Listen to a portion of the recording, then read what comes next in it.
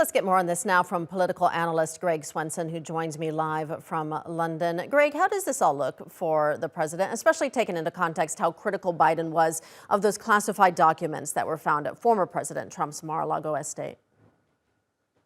Yeah, it's not a great moment, Rachel, for President Biden, and I think you made a good point. It's not the technicalities that we're seeing about holding confidential records or top secret documents.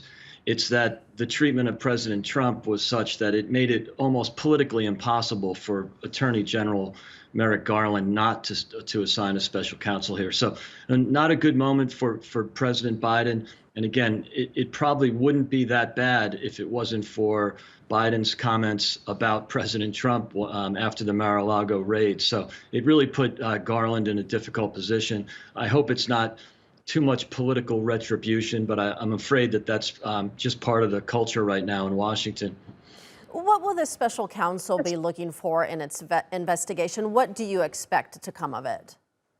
Well, look, it's a great question. I don't think it's impossible to predict, first of all, but I don't think it's the technicalities around the documents. That will just be what I said is technicalities. And prior to the Trump administration, these are not things that would be really, enforceable. I don't think you'd see indictments for something like that.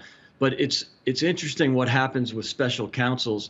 It's what else they find out. And there's a bit of mission drift with special counsels. They go in with one specific purpose, but they might find some other things. And I think what's notable here are two things. One is the timing, the fact that they knew about this before the midterm elections, didn't release it. It's similar to the Hunter Biden laptop, which the FBI had in 2019, but chose not to disclose it until after the presidential election.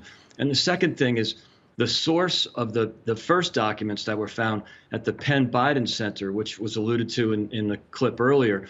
The Penn Biden Center essentially was funded by Chinese donations. Back in when he was vice president, there was a lot of money being paid to the Biden family from the CCP, from China, for private fees on private equity investments, et cetera. So there's been a history of this. And I think as more information about the Penn Biden Center comes out, you'll see a lot more inquiry from the right, that's for sure. Biden was paid $400,000 a year to be what's called a visiting professor. He appeared at Penn only on 6 occasions. He was paid twice the average salary of a Penn professor, all funded ultimately possibly by the Chinese Communist Party, but definitely from Chinese donors. And that's going to be part of the investigation that comes from the special counsel, is my guess. Greg, I really don't know much about classified documents, but I'm wondering, what do you know about the usual protocol for handling sensitive documents? I mean, how would something like this happen? I would have thought there'd be more security surrounding it. Yeah, you would think so. And presidents have a bit of leeway. There's the Presidential Records Act. They're permitted to keep documents as long as they're secure. And there's a lot more flexibility for a president. But remember, Biden wasn't president. He was vice president. So he's not covered by the Presidential Records Act. And, the presidents typically cooperate with the National Archives like Trump was trying to do, granted in a stubborn way, but he was cooperating. And so it's really apples and oranges because Biden was vice president.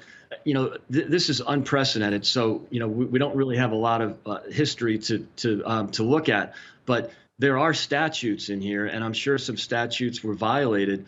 So the question is, what did President Biden know and when did he know it? And I think that's what's important here. But again, I think it's some of the other issues around it that will be ultimately more important. And then the other question, and you saw, Attorney General Garland seemed a little bit clumsy in his statement. He's very robotic in delivering the news. I think there's a lot of pressure on him because of the way he went after President Trump.